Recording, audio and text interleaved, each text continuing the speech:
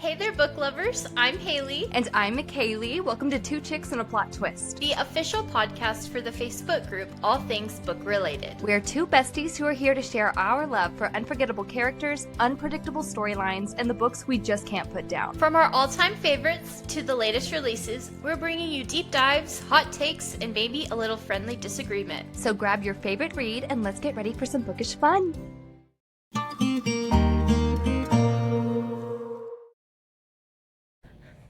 Hey everyone, and welcome back to Two Chicks and a Plot Twist. We are so glad that you're here with us today. We have got a super fun episode planned for you guys. That's right. Today we're sitting down with the amazing husband and wife writing duo, Anyssia and Tyler Thornberry, authors of Rise of the Infected Part 1, a gripping sci-fi story that flips the idea of infection on its head. Yes, their book is packed with high-stakes, unique powers in a world where humans are no longer at the top of the food chain.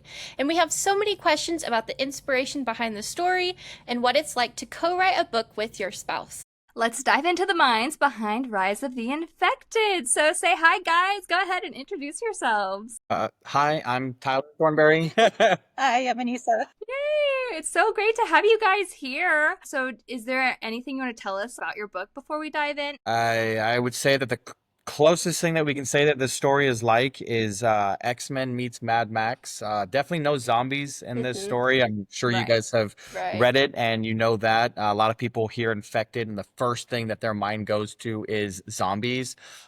We're kind of redefining that, and I think it helps, especially with, COVID a couple years ago or a few years ago. So it kind of helps us kind of go right into that.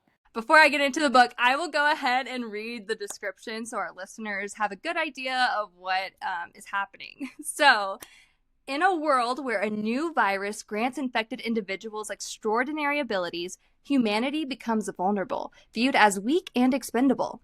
Scientists begin using humans as lab rats in experiments to manipulate and control the virus for power.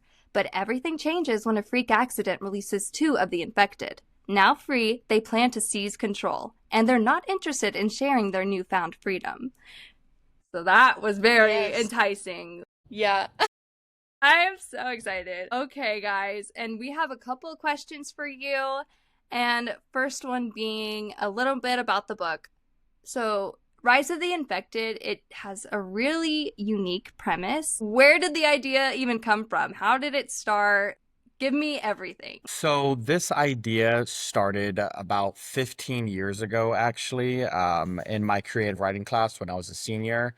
My teacher used to do photo Fridays, and I saw this photo and I started writing down a story at the time. I don't want to get too much into that because that actually is part of the backstory that leads into this, which is actually in part 2 of the story. So I don't want to give too many spoilers for the back and, the lore of the story. But over the years, it evolved and it kind of just turned into this. Yeah. Amazing, by the way. Yeah. When I was reading, I was like, whoa. And can we get into the character clip art throughout the book for a second? Because that, I haven't seen that in a book yet. But it was so helpful to turn back and think oh, what does this character look like? Or how old is this character? Or, anything. What's their abilities? It was so easy to keep track of these characters. And I really like that. And the story itself, it was very easy to follow along to. And I really appreciate that because some authors, they get in heavy details that we didn't need to really know, but they're oh, it's world building, but in reality we don't need to know how many candles you keep on your table, girl. So this was very straightforward,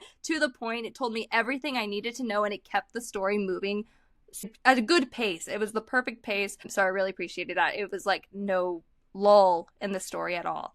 And we tried to do that, keep it a little fast paced, also with leaving the reader curious about what is going on. We're not really too big of fans of the 100, 200, 300 pages of world building, and then finally it gets finally the plot. Okay. As well as the character art was something that we really kind of pushed for and we really wanted. So that way you don't have to just try to imagine what these characters look like. It saves us time because we don't have to go in and describe what each of the characters look like. But then it also gave you an insight onto Bio's ability. So you're able to see the world kind of how he sees it. And I don't know how many people have really noticed this, but if you actually look at his character art, you can see he has to look into a mirror. Yes.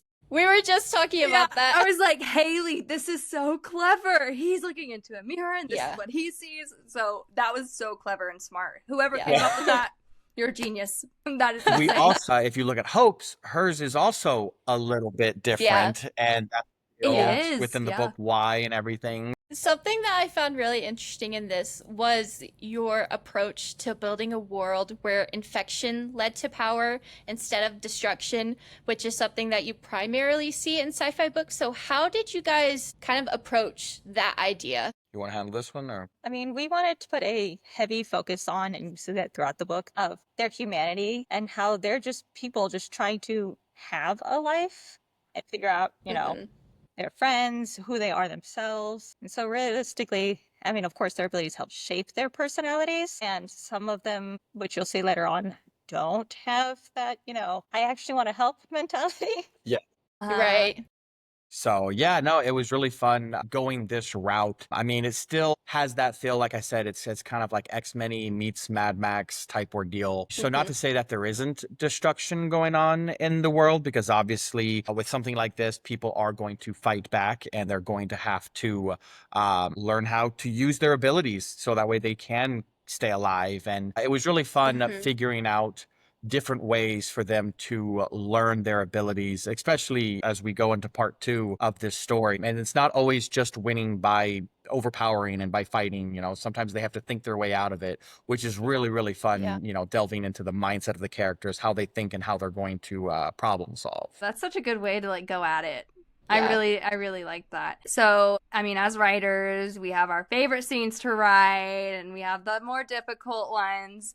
Was there a particular scene or any kind of moment in the book that was really fun or challenging to write to you guys? Like when I ask, does anything just come to mind that you're like, oh, I loved that scene, or oh, that was actually horrible? So I know for me, it's actually early on in the story, and that's whenever they get to the first facility that they go to. Stone breaks in and he's seeing all of these animal shifters and they're coming at him, and a horde of monkeys is fighting him and kind of have a good time with his face. And it really sets the tone of, even though this is a serious matter and everything that's going on, we're going to add some comedy. There is going to be some fun in this book series. We don't want it to be taken super, super seriously, even though it is a very serious story and there are serious things going on. Right. But it's also nice to have a laugh as well. And I feel like it helps set the tone with that early on. Oh, you can tell, okay, there's going to be some comedy in this and it's going to be just a fun ride. The characters are going to have fun with it. Yes. And I think you did set the tone the right way, too, because that's what I picked up as I was reading. So I think it worked. It really made the story flow, too. And it just all fit in like pieces of a puzzle. It was really amazing. And what about you? What was your favorite? And then on the flip side, like complete opposite spectrum, I liked the nightmare scene. Really, really fun to write. So something that I think everyone wants to know is, how was it like writing a book with your spouse? I've talked about it with my partner. I think that we would get into an argument too fast and I would want to lead everything and not let him do anything. How did you guys sort of take on certain roles in writing? Was Tyler doing something and then Anyssia doing something, or how did you guys split everything up? So just to start it out, I'm always trying to stay about 5 chapters ahead.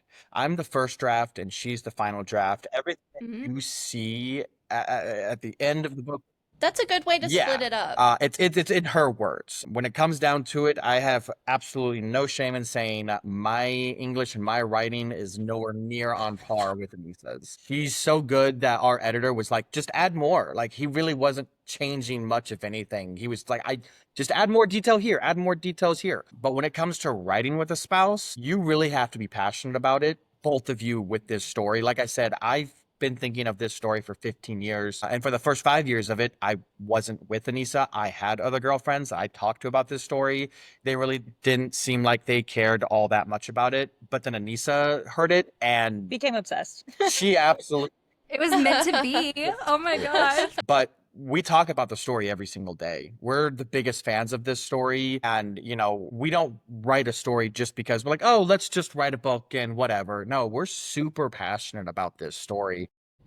We talk about it every single day, and we love it. I mean, it's so much Yeah. fun for us, and we adamantly believe if you're not passionate about it, if you don't put your blood, sweat, and tears into this story, and there will be many tears to come, we promise you. Why are you writing it? And people can tell. And so far, Yeah. all the reviews Yes. that we've gotten about the Yeah. story have been nothing but positive, and how much they can't wait for part 2, and how that last paragraph was just like, oh my gosh. So much happens in the last chapter. Oh yeah, there was like, what? Did you guys ever have disagreements in like the plotting or character arcs? Because I know, Anyssia, you're going through everything he's already done. Are you ever like, that's horrible? Like, what is your thought process? He does do the rough draft, but we actually talk about all the details before he even puts it on page. So for the most part, it's just discussion. We don't really disagree very often. Surprisingly. That is amazing. That what is a great teamwork. Book 2, 3, 4, 5, however long this story ends up becoming, we may have disagreements down the road. Like she said, luckily, on our walks and everything, we discuss this story in and out, whatever chapter I'm on, whatever chapter she's on. But the characters, they really drive the story, so luckily we don't have to really think too hard about it. When we're writing, the characters just kind of take control. And I know it's kind of cliche to say that or anything, but it really is. Like, a character just says something or does something, and you're just like, I was going left and now I have to go right, because that's just the way the characters took it. Especially with this many characters. Yes, there are quite a few, which is why the character graphics are so helpful and so smart to like just use in a book like this with that many. And it helps you, stay organized and know what's going on all the time. Well, speaking of the characters, is there any character that feels specifically like yours, Anyssia, or yours, Tyler? I wouldn't say so. I mean, like we said, all the characters kind of make their own choices, even when sometimes when he's writing it, it'll change completely when I write it occasionally. Other times it'll stay exactly how he imagined it. But I do a lot of the deeper dives into like their emotions and their introspection and everything. So I feel like they're just all my babies. The book itself is just like your baby. Yes. Are your writing styles naturally similar? How much editing are you actually having to go in and adjust when he's done writing his drafts? So much.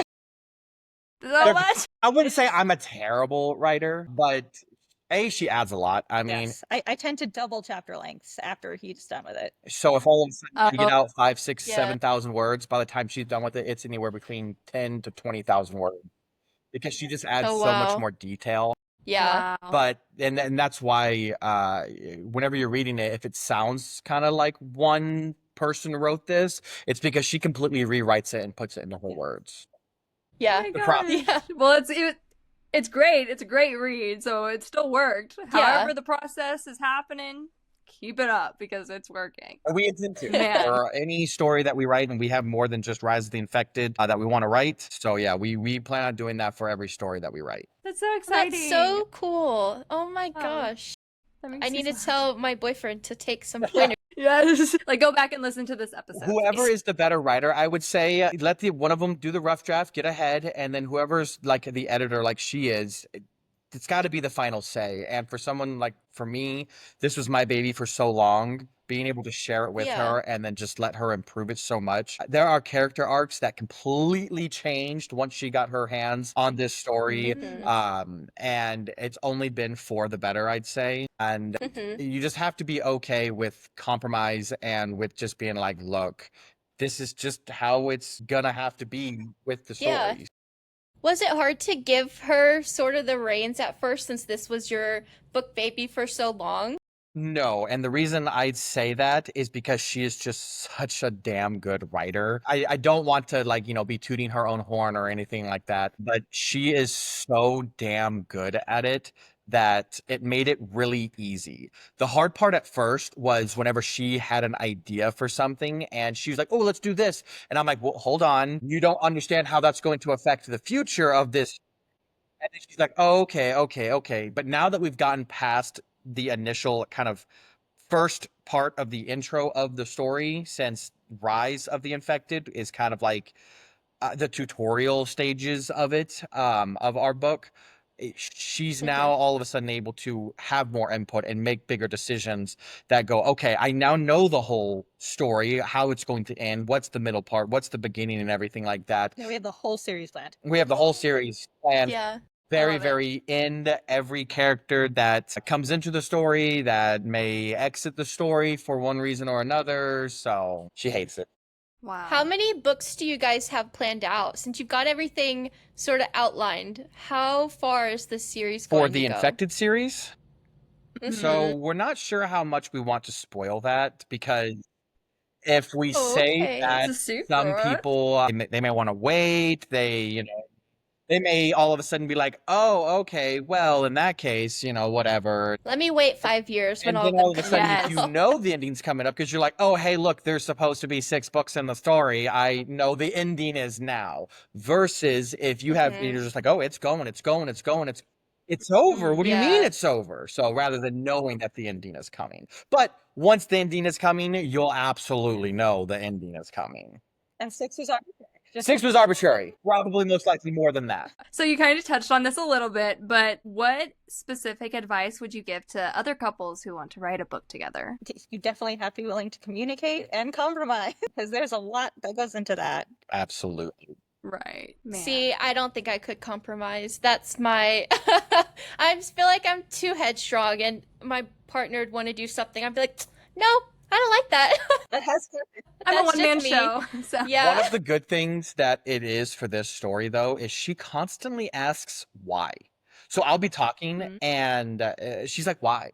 Why that? Why this? Why? How come? You know Why what I not mean? this? And it makes me have to think quick on my feet. And sometimes I'm just improvising it and pulling it out of nowhere, but it fits. And I'm like, and no, this makes sense.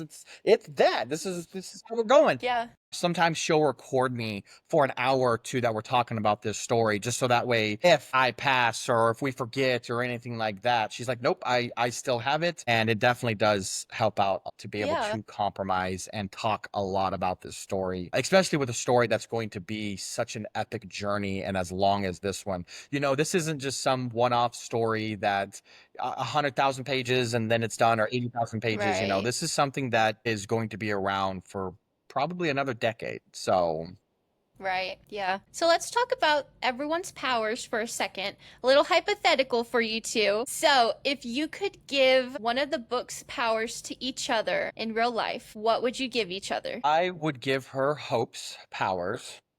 I was about to say, I feel like she would be Hope. Actually, we had a trailer in Times Square, New York, whenever this book was first coming out, and she actually played Hope. So it was really cool. It's just a quick little like 3-second, 5-second, little bit or whatever. But it was a lot of fun, and Hope is just one of those, if you never want your partner to be in pain or anything like that. And I have a chronic pain condition. she has a chronic pain condition. So, to be able to get her out of that. And at the same time, I mean, since she's able to merge with people, I also would never have to worry about pain. So it's kind of a win-win situation. I would give him Bio's ability for a few reasons. One, Perfect. we're real estate appraisers, so never having to measure a house again. Oh. Awesome. Wow. And then he's just nosy. Wow. Man, the amount of gossip I'd be able to do, like about people. For sure. You know I would every little never shut detail. up. It would be so toxic. What about you two? What abilities would you guys want from this story? I was gonna say Hope as well. I feel like Hope and I are super similar.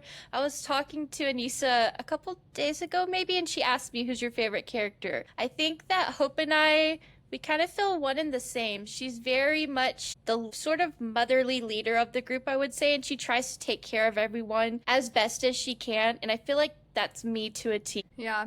Well, for me, I always like to choose the villain or the bad guy or the character that no one really likes.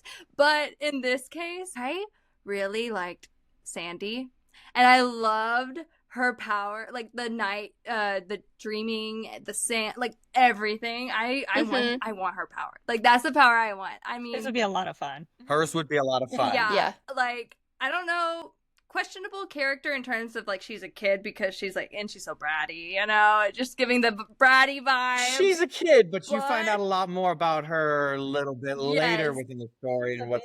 Really? She's a huge character, and especially her other half is also a major character. her character art drew me in immediately. I was like, whoa, question marks everywhere. Like, hang on. Yeah, so you will So see I the really other did like half that. in part 2 for sure. We've already written their section. I believe they actually have 2 chapters in part 2. Her sections are always so much fun, and I was honestly worried about writing her sections because for some people it may be like, well, this doesn't really pertain to the story too much. It's kind of outside, whatever. But whatever happens in there, especially, I mean, you guys saw with what happened with one character, whatever happens in there carries over, dreams. And the other half becomes a menace. So future stories, definitely keep an eye out for them. It's gonna be. I'm excited. Like, I need it right now. Like, just send it over. Oh my god, okay. So, without spoilers, what can readers expect from the rest of the series? Anything you can tell us aside from Sandy's little bit? You're gonna get a lot more characters, more than just facilities that they go to. Facilities now are becoming, they've already broken into a couple, as you know, from this first story. Right. And the thing that's naturally gonna happen is security is going to be upped. You know what I mean? So it's going to be harder to break in if they break into any more of them. So they're going to have to go to other areas, which will cause them to meet other infected. Those areas function differently. Yes, areas that function completely differently. And then after that, without spoiling too much, you're going to see more of the world within this series. You have this idea, but all you've seen so far is the ground sector, and other sectors have been talked about within the story of book 1. And you will be seeing these other sectors as we go forward, and they're nothing like the ground sector. And so whenever you get there, you're going to be like, whoa, this is totally different. So, and yeah, it's going to make you really look back at book 1 and go, how did we get from here to, by the time it's at the end of the story, just going, oh my gosh. But you'll also see some things foreshadowed already in part 1 that will be, you're like, Won't come till way later. yeah, I won't come till way later. Oh Holy my crap, god. they really did plan all of this out from book 1, book 2, all the way into the end of the story. Okay, so our last hypothetical question here. We love to ask all of our guests this, but if you could have dinner with any author, living or dead, who would you pick? We both agreed on it. We'd pick Stanley. Easily. Absolutely. Because he Wow. I feel like he would enjoy this story. He's got so many characters with so many powers that deal with so many different moral issues within their stories, complexities, traumas, and our poor babies are so traumatized. You definitely see that more in part 2. We touch a little bit more on some of their traumas. It would be so much fun to be able to pick his brain and just talk about these characters and his characters. I mean, I'm a huge Spider-Man fan, so to be able to sit down with the guy that created it and Who's your favorite Spider-Man? my favorite Spider-Man are so many. I would definitely have to go with the as in like the 3, like Tom Holland. Yeah. Who's your favorite? I would probably have to say Tom Holland because he does have that feels both like Spider-Man and Peter Parker. Yeah. Spider-Man, Andrew Garfield definitely portrayed Spider-Man the best. Fantastic he was, with how witty he was, and yeah. Not a Tobey Maguire fan. See, I love Tobey Maguire. He's was my a great favorite. Peter. He was The a OG great emo Peter Parker. kid, yes. Right. Were you originally going to say Miles Morales? No, I was actually just going to say Peter Parker, the OG Peter Parker. I see. I mean, Yeah. the Spidey sense is great. Everything about him and his story is so fantastic. How he's able to put others first and know that at the end of the day, he has this great power, so he has the responsibility to do it. Yeah. And that kind of carries over into our story. They have Exactly, yeah. they're free. They have the responsibilities now to do, use their freedom to their fullest extent and do what they can to save others like them, and if they possibly can, save their planet. Wow. Man, and I also love that you guys chose Stan Lee because I can see this book being picked up as a Marvel movie in addition to like X-Men, and then Stan Lee, if he were here still, making an appearance, like doing the whole Marvel cameo thing. I mean, it fits right in. Like, y'all are right there. And this book, it also gave me like Fifth Wave vibes.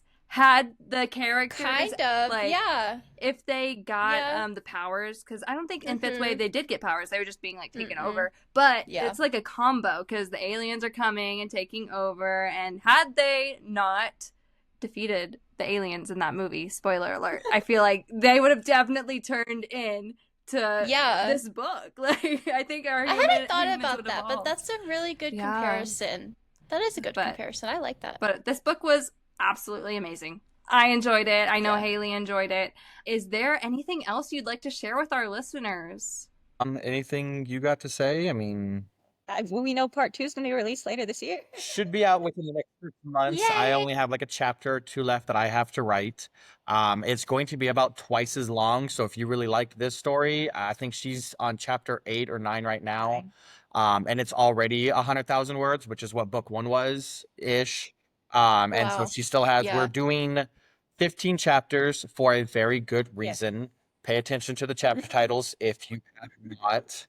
I know not too many books have chapter titles. Ours has them for a reason. Pay attention to the color green. I don't know if you guys picked up on that, but it's very important. And all of our stories will have hidden messages. And those messages, Little puzzles. Little puzzles. We love puzzles. We love escape rooms and things like that. So we add into our stories. Oh my God. And it makes it fun. You know, you can reread it. You can try to figure them out. And then as the stories go on. I know. I'm like, now let me reread. Yeah. I'm not a puzzle girl. I'm like, what did I do? The table of contents will definitely help you, will help easier. Okay. But they will be more difficult going forward. And we think it's really fun that we put more difficult puzzles in so that we could build a community. You know what I mean? Of people who try to figure them out, to figure out what the messages are, and then figure out what character is saying all of this to the reader. Are they in this story or are they not in this story? That's so mind-boggling. Tyler, it's Sunday night. I can't think about all this. Oh my gosh. Work tomorrow. Wow. That's crazy. Let our listeners know, where can we find you? What are your social media handles and everything? Mine on TikTok is at 5'2". I love it. On TikTok, I'm just indie author Tyler Thornberry. You can find our book on Amazon. It's on KU. We've got ebook, we've got paperback, we've got hardcover, and I believe it's also available on Barnes & Noble's website as well. Well, thank you guys so much for coming on. This was amazing getting to talk to you too. It's not every day we get to see a couple writing duo, and this was incredible. And I feel like I learned so much. I know Haley has made it obvious she's learned a lot and will not be fit for couple writing in the future. It's fun. It is a lot of fun. We enjoy every moment of it. No, and you guys make it so flawless. And hearing you guys talk about the process, y'all are on the same page. Like, I would 100% believe that you guys would have never had an argument in your entire marriage. Like, the way you guys are talking to each other, I'm like, oh, I bet they get along every day. They're on the same page. If you can write a book together, I'm sure you can do anything together, because I can't imagine the amount of effort all that takes, having to get along with someone. So props to you guys. That's incredible. Congratulations on the book. I cannot wait for the next one. And just thank you so much again for taking the time to come on and speak with us. Well, thank you for having us. Yeah, thank you. Thank you. Well, guys, that's a wrap on today's episode of Two Chicks and a Plot Twist. We hope that you enjoyed our interview with the Thornberrys. We would love to hear your thoughts about this episode, so send us a message or comment on our socials. Thank you guys so much for listening and supporting us. If you're interested in being a guest on our podcast, check out our Instagram or Facebook page at Two Chicks and a Plot Twist. There's a sign-up form in our link tree. From our link tree, you can also visit our website, sign up for our email newsletter, and check out our merch. You can follow me on Instagram. It's at Haley's.book. And you can follow me on Instagram at McCayleigh Daniels. Join us for our next episode. We are having a bookish game show. So excited. Can't wait for y'all to listen. You can expect a podcast episode from us every Thursday. See you next time. Bye.